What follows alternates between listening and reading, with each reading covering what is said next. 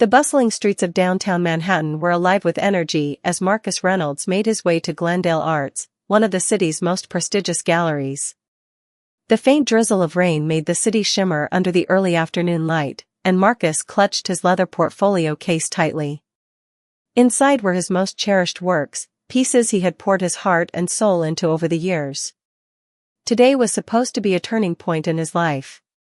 He had finally mustered the courage to approach the kind of establishment that could make or break an artist's career. Marcus was a man of quiet intensity. His caramel-toned skin, dreadlocks tied neatly back, and simple yet stylish attire exuded a confidence that belied the nerves bubbling under the surface. He had grown up in Harlem, a neighborhood rich in culture but rife with challenges. Art had been his escape, his salvation. While others sought solace in fleeting pleasures, Marcus found his in the swirl of a paintbrush, the scratch of a pencil, and the vibrant explosion of colors on canvas. As he reached the tall, glass doors of Glendale Arts, he paused, his reflection staring back at him. The gallery's logo, etched elegantly in gold letters, seemed to mock him. What if they don't even look at my work? He thought. But he shook the doubt away. He wasn't here to let fear win. Not again. The gallery was as grand as he had imagined, with high ceilings, pristine white walls, and a faint scent of fresh lilies in the air. Sculptures and paintings adorned every corner, each piece illuminated by carefully placed spotlights. Wealthy patrons wandered the space, their soft murmurs blending with the faint classical music playing in the background. Marcus felt out of place, but refused to let it show. He approached the front desk, where a young assistant greeted him with a rehearsed smile. "Good afternoon. How can I assist you?" the assistant asked. "I'm here to see Ms. Langley," Marcus said, his voice steady. "I'm an artist, and I'd like to show her my portfolio." The assistant's smile faltered slightly, as if this wasn't a request they heard often. "Ms. Langley is very busy, but I'll see if she has a moment. Please wait here." Marcus nodded and stepped aside, glancing around at the art on display. He couldn't help but admire the craftsmanship, though a pang of envy tugged at his heart. These artists had found their way into a gallery like this. Why couldn't he? After a few minutes, the assistant returned and gestured for Marcus to follow. They wove through the gallery until they reached a sleek office at the back. The door was slightly ajar, and Marcus caught a glimpse of Vivian Langley before he entered. She was a statuesque woman in her early 50s, impeccably dressed in a tailored white suit, her blonde hair swept into a tight chignon. Her icy blue eyes barely flickered as Marcus stepped inside. "Ms. Langley, this is Mr. Reynolds," the assistant said before retreating, leaving Marcus alone with the gallery owner. Vivian barely looked up from her tablet as she gestured toward the chair in front of her desk. "Sit," she said curtly. Marcus complied, setting his portfolio on the desk. "Thank you for taking the time to meet with me, Ms. Langley. I've been an artist for over a decade, and I think my work could be a good fit for Glendale Arts." Vivian finally looked up, her gaze scanning Marcus from head to toe. Her expression was unreadable, but tinged with something Marcus recognized all too well: judgment. "An artist, you say?" she drawled, leaning back in her chair. "Interesting. And what kind of work do you do?" "I specialize in abstract expressionism with a focus on African American cultural themes," Marcus replied, trying to keep his tone confident. Vivian arched a perfectly manicured brow. "Abstract expressionism? Let me see your portfolio." Marcus's heart leapt with hope as he opened the case and carefully laid out his pieces. Vibrant canvases brimming with emotion, intricate sketches that told stories of resilience and joy, it was his life's work on display. But Vivian didn't even glance at the artwork. Instead, she leaned forward, resting her chin on her hand. "I'm sorry, but we're very selective about the artists we feature here. Glendale Arts caters to a specific clientele, and I'm not sure your style would appeal to them." Marcus blinked, stunned. "You haven't even looked at my work." Vivian smirked, her tone dripping with condescension. "I've been in this business long enough to know what sells. And frankly, I can tell by looking at you that this isn't the right fit." The words hit Marcus like a slap. He felt a burning sensation in his chest, anger, humiliation, and pain all swirling together. But he refused to let her see him break. "Thank you for your time," he said evenly, gathering his portfolio and standing up. As he turned to leave, something caught his eye. A painting on the far wall of Vivian's office, a swirling mix of deep reds, golds, and blacks, looked eerily familiar. Marcus froze, his mind racing. He knew that piece. It was his work, or at least a replica. He had created something almost identical years ago, one of several pieces stolen from his studio when he was just starting out. "Excuse me," he said, turning back to Vivian. "That painting on the wall, who's the artist?" Vivian glanced at the piece dismissively. "That? It's by a European artist. A private collector brought it to us for sale." Marcus stepped closer, studying the painting. The brushstrokes, the color palette, the hidden initials in the corner, it was unmistakably his. But he knew better than to accuse Vivian outright. "Not yet." "It's remarkable," Marcus said, masking his emotions. "Do you mind if I take a closer look at it?" Vivian's lips curled into a thin smile. "It's not for sale to just anyone. And frankly, I doubt you could afford it." Marcus nodded, forcing a smile. "Of course. Thank you for your time." He left the office, his heart pounding. As he walked through the gallery, his mind raced with questions. How had his work ended up here? Who was the European artist Vivian mentioned? And how many other pieces of his might be in this gallery, or others like it? Standing outside in the rain, Marcus made a silent vow. He wasn't going to let this go. He would find out the truth, no matter what it took. This wasn't just about his art, it was about his identity, his dignity, and his right to be seen and respected. Marcus began making plans. He would need proof, allies, and a way to expose the truth without tipping his hand too soon. This encounter had been humiliating, but it had also lit a fire within him. He was no longer just a struggling artist trying to make it. He was a man on a mission, and he wouldn't stop until justice was served. The rain pelted against the window of Marcus's small apartment as he sat at his desk, staring at the blank canvas in front of him. His mind wasn't on his next piece, instead, it was lost in the memories of his journey, one filled with both triumph and heartache. The events of the day at Glendale Arts had stirred something deep within him, forcing him to confront the ghosts of his past. The early years.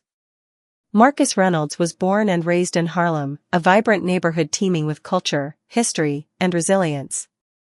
Growing up in a modest apartment with his mother, Lena, and younger sister, Tasha, Marcus learned early on that life was often unfair.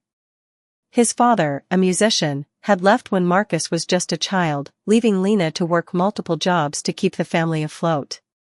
Despite their financial struggles, Lena instilled in her children the value of perseverance and the importance of pursuing their passions. Marcus's love for art blossomed when he was 8 years old. His first introduction to the world of creativity came through a community center where local artists volunteered to teach children how to draw and paint. Marcus was immediately captivated. While other kids played basketball or ran around outside, he could often be found hunched over a sketchpad, capturing the world as he saw it. "Marcus, you've got a gift," one of the instructors had told him after seeing his early work. "Don't ever let anyone tell you otherwise." By the time Marcus reached high school, his talent had grown exponentially. His art teacher, Mrs. Carter, encouraged him to enter local competitions, and he quickly gained recognition for his unique style, bold, emotional pieces that often explored themes of identity, heritage, and the Black experience. But while Marcus found joy in his art, he also faced the harsh realities of being a young Black man in America. Teachers underestimated him, peers mocked his quiet demeanor, and the world around him seemed intent on pigeonholing him into stereotypes. Even as he won awards and accolades, Marcus felt the weight of societal expectations pressing down on him. "You're wasting your time with that art stuff," a neighborhood kid once jeered. "You'll never make it." But Marcus refused to let the negativity deter him.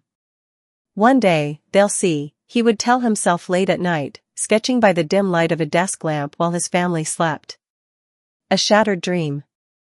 After high school, Marcus enrolled in a small art program at a local college. Unable to afford a prestigious art school, he made do with what he had, working part-time jobs to pay for supplies and tuition. Despite the challenges, Marcus thrived. His professors praised his work, and he began to build a modest portfolio of paintings and sketches that reflected his journey and the stories of those around him. It was during this time that Marcus encountered Elliot Grayson, a slick-talking art agent who claimed to have connections in the industry. Elliot approached Marcus at a local art fair, where one of Marcus's pieces, a stunning portrait of his mother, had drawn a small crowd. "You've got talent, kid," Elliot had said, handing Marcus his business card. "With my help, you could go places." Desperate for a break, Marcus agreed to let Elliot represent him. The agent promised to find buyers for his work and help him secure gallery shows. Over the next few months, Marcus handed over several of his best pieces, trusting Elliot's assurances that they would be showcased to wealthy collectors. But then Elliot disappeared. When Marcus tried to contact him, the calls went unanswered. The studio where Elliot had claimed to work was empty, and the man himself was nowhere to be found. Worse still, the paintings Marcus had entrusted to him, some of his most personal and meaningful works, were gone.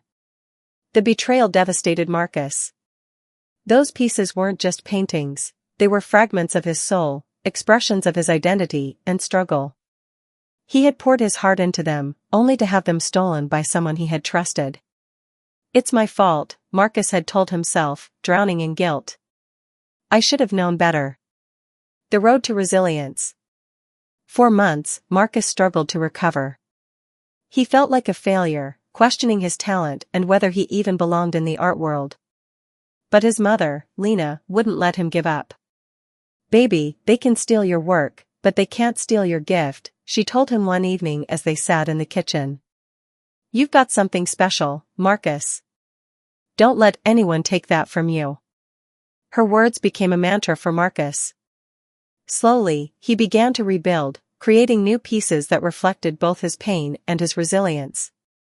He started participating in small exhibitions again, gaining recognition in local circles. Though his rise was slow and fraught with challenges, Marcus refused to give up. Over the years, Marcus refined his craft, drawing inspiration from the rich tapestry of Black culture and history. His work celebrated the beauty and strength of his community while also confronting the harsh realities of systemic oppression. Each piece told a story, resonating with those who saw it. But despite his growing reputation, Marcus never forgot the betrayal that had nearly derailed him. He often wondered what had happened to the stolen pieces. Were they gathering dust in some warehouse? Hanging on a collector's wall? Or, worse, sold under someone else's name? A spark of determination. The encounter at Glendale Arts had reignited those questions. Standing in the rain that evening, Marcus couldn't shake the image of the painting in Vivian Langley's office. It was too similar to be a coincidence. The color palette, the brush strokes, the subtle initials hidden in the corner, it was his work. But how had it ended up there? Marcus knew he couldn't let this go. If that painting was his, there might be others. And if Vivian Langley was knowingly selling stolen art, it wasn't just about him, it was about exposing a system that profited off the exploitation of artists, particularly artists of color. Back in his apartment, Marcus began researching Glendale Arts and its past exhibitions.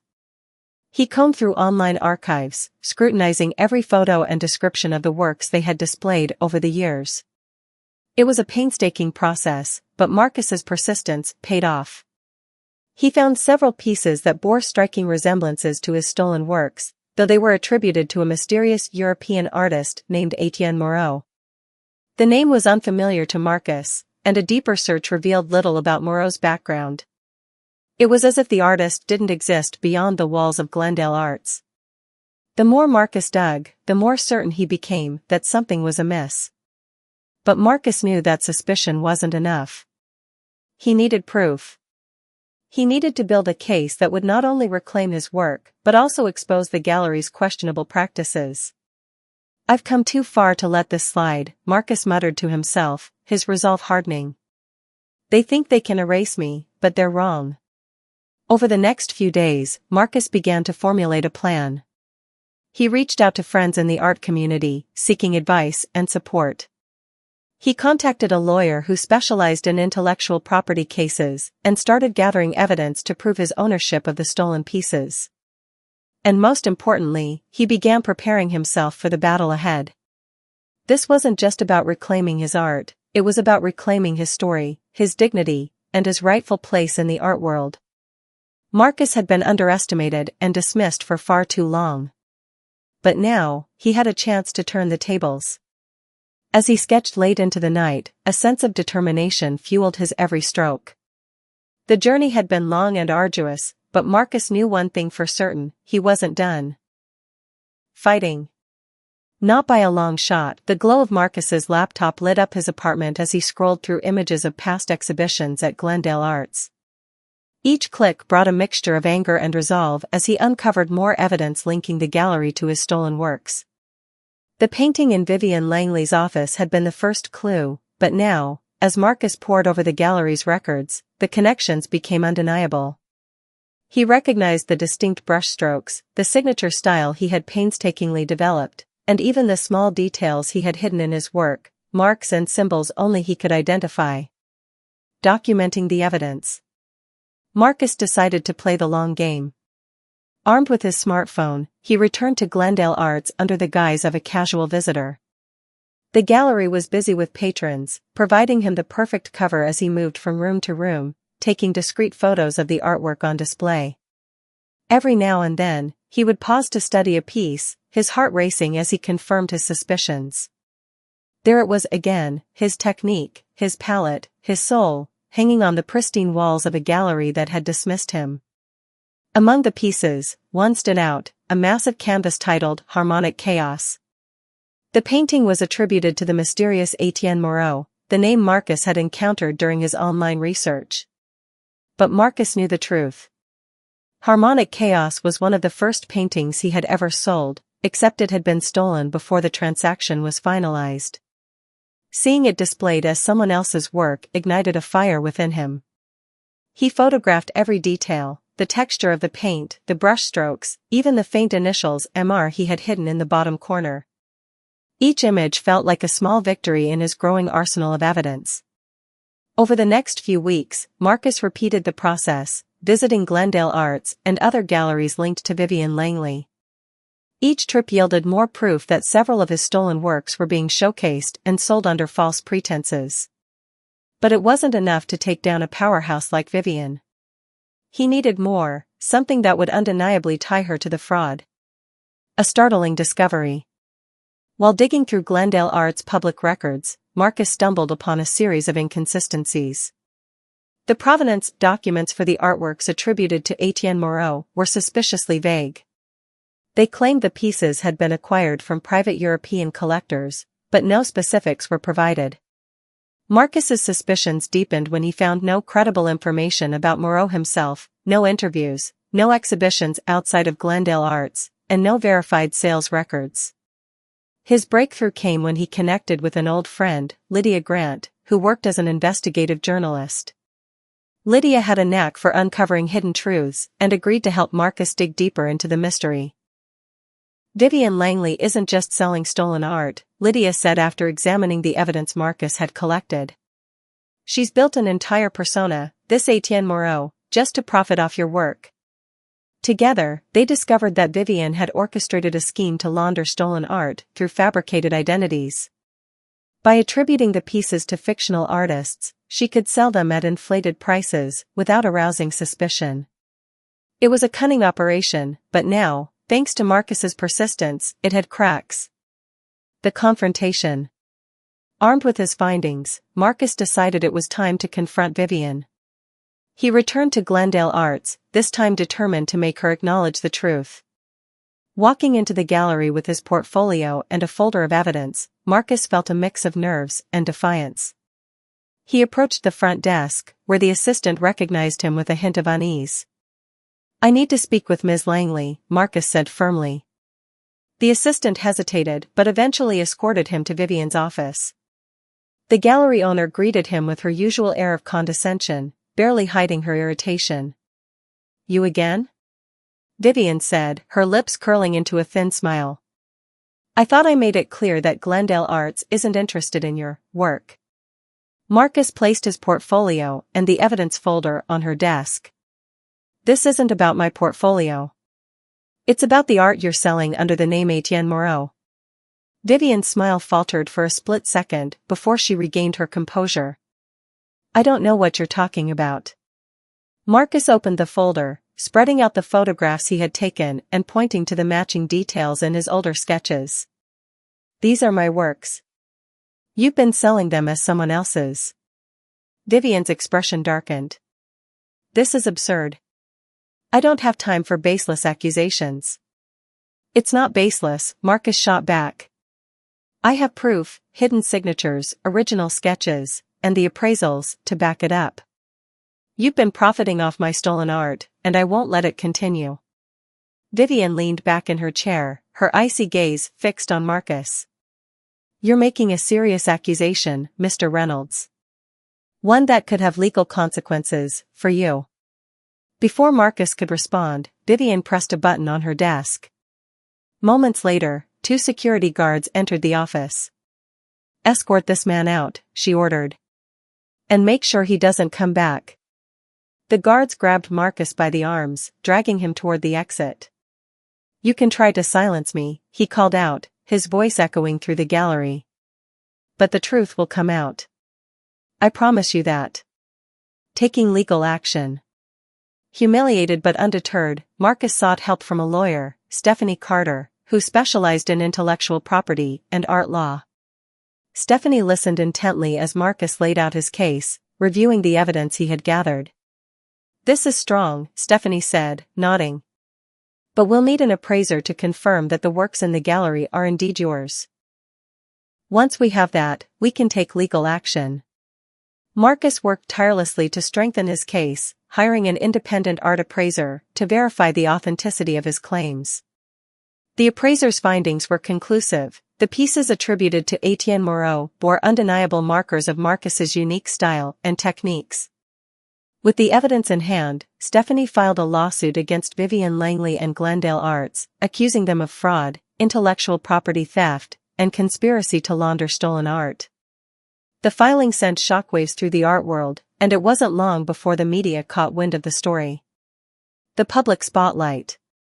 As the lawsuit gained traction, journalists began digging into Vivian Langley's history, uncovering a pattern of questionable practices. Reports surfaced of other artists who had been exploited or dismissed by Glendale Arts, adding fuel to the fire. Lydia's investigative piece on Marcus's journey became a viral sensation, casting him as a David fighting against the Goliath of the art world. Social media erupted with support for Marcus, with hashtags like #JusticeForMarcus and #ArtIsTruth trending for weeks. The story resonated with people who saw it as a symbol of resilience and the fight against systemic inequities in the art industry. For Marcus, the public attention was overwhelming but also empowering. His once quiet investigation had become a movement, and he was no longer fighting alone. The world was watching, and he was determined to see justice served. The tension in the courtroom was palpable as Marcus Reynolds took the stand, his heart pounding as he gazed out at the packed gallery of spectators, journalists, and art enthusiasts. The lawsuit against Glendale Arts and its owner, Vivian Langley, had captured national attention, becoming a flashpoint in the conversation about art, identity, and systemic inequities in the creative industry. For Marcus, it was more than just a legal battle, it was a fight for justice and recognition. The legal battle begins. Vivian Langley's defense team was formidable, armed with slick attorneys who tried every trick in the book to discredit Marcus. They painted him as an opportunist, someone trying to piggyback off the gallery's reputation for personal gain. But Marcus, with the support of his lawyer Stephanie Carter, came prepared. In the first few days of the trial, Stephanie presented a meticulous timeline of events, starting with the theft of Marcus's early works and culminating in the discovery of those same pieces hanging in Glendale Arts. She called upon expert witnesses, including art appraisers and forensic analysts, who testified that the paintings in question bore unmistakable markers of Marcus's unique style and techniques. One of the most damning pieces of evidence came from a retired gallery curator who had worked briefly with Vivian years earlier. The curator testified that Vivian had a pattern of acquiring works from struggling artists, often without proper documentation, and selling them under fabricated identities. The courtroom buzzed with whispers as the testimony painted a picture of a woman who had built her empire on deceit. Vivian's attempts to discredit Marcus. Vivian took the stand with her usual air of confidence, dismissing the allegations as baseless. She claimed that Marcus's accusations were an attempt to profit from Glendale Art's success and insisted that Etienne Moreau was a legitimate artist. "Mr. Reynolds is a talented painter," Vivian said, her voice measured. "But to suggest that these works are his is simply preposterous. The provenance of these pieces has been thoroughly vetted." But her bravado began to crack under cross-examination. Stephanie presented evidence that the provenance documents were riddled with inconsistencies, including forged signatures and vague origins. When pressed about the identity of Etienne Moreau, Vivian faltered, admitting that she had never met the artist in person and had relied on intermediaries for the acquisitions. "Isn't it convenient," Stephanie asked, her tone sharp, "that the so-called artist responsible for these works has no public presence, no history, and no verifiable background? Isn't it more plausible that you fabricated this identity to profit off stolen art?" Vivian's silence was deafening. The revelation of exploitation. As the trial progressed, more artists came forward to share their experiences with Vivian Langley. One by one, they testified about being dismissed, underpaid, or outright exploited by Glendale Arts. Many of these artists were people of color, whose works had been undervalued or co-opted for profit.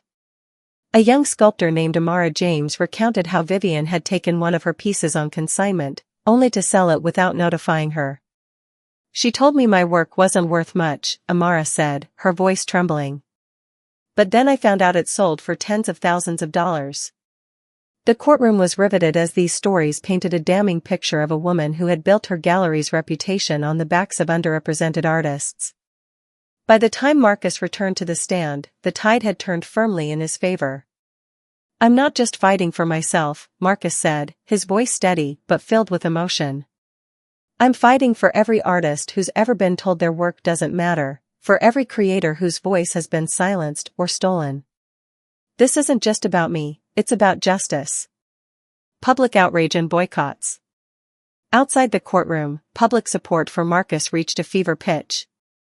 Social media was ablaze with hashtags like #JusticeForMarcus and #ArtAgainstExploitation. Prominent artists, celebrities, and activists voiced their support, calling for accountability in the art world. The revelations about Vivian's practices sparked outrage, leading to boycotts of Glendale Arts. Patrons who had once flocked to the gallery began withdrawing their support. And several major collectors publicly condemned Vivian. The gallery's reputation, once untouchable, was now in tatters. As the trial drew to a close, the jury delivered a unanimous verdict in Marcus's favor. Vivian was found guilty of fraud, intellectual property theft, and conspiracy to launder stolen art. The court ordered her to return all of Marcus's works, pay substantial damages, and publicly acknowledge her wrongdoing. Marcus's triumphant return. The victory was sweeter than Marcus could have imagined, but it was only the beginning.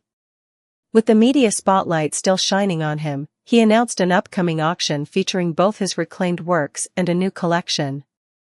The event, titled Resilience, the Marcus Reynolds Collection, was held at a historic venue and drew a global audience. Collectors and art lovers clamored for the chance to own a piece of Marcus's story. The auction was a resounding success, with several pieces selling for record-breaking amounts. One of the highlights was Harmonic Chaos, the painting that had ignited Marcus's battle with Glendale Arts. It sold for $2.5 million, a testament to its significance and Marcus's newfound stature as a world-class artist. Cementing a legacy. With his reputation firmly established, Marcus used his platform to advocate for underrepresented artists. He launched the Reynolds Foundation for Art Equity, a nonprofit dedicated to providing resources, mentorship, and opportunities for emerging creators from marginalized communities. The foundation's first initiative was a traveling exhibition showcasing works by underrepresented artists, starting with many of those who had testified against Vivian. Marcus also began hosting workshops and speaking engagements, sharing his story and encouraging others to fight for their dreams. Though the journey had been grueling, Marcus emerged not just as an artist but as a symbol of resilience and justice.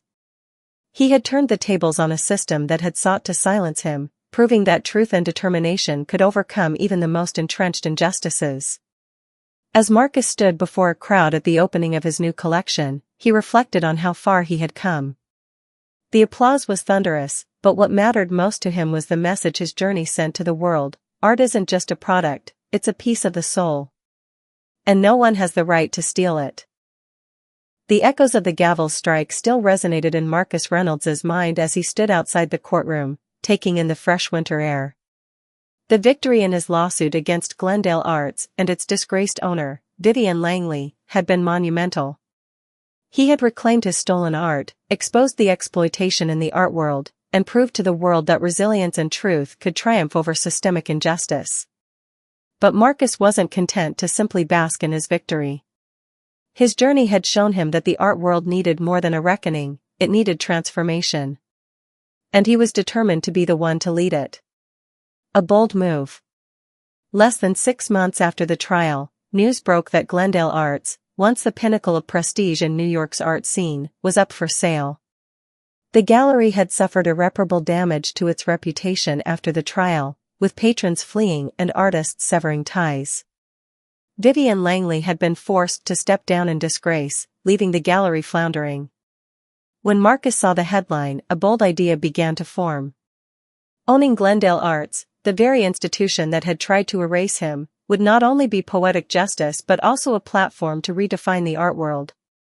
With the proceeds from his record-breaking auction and the damages awarded in the lawsuit, Marcus made his move. Within weeks, he was the new owner of Glendale Arts.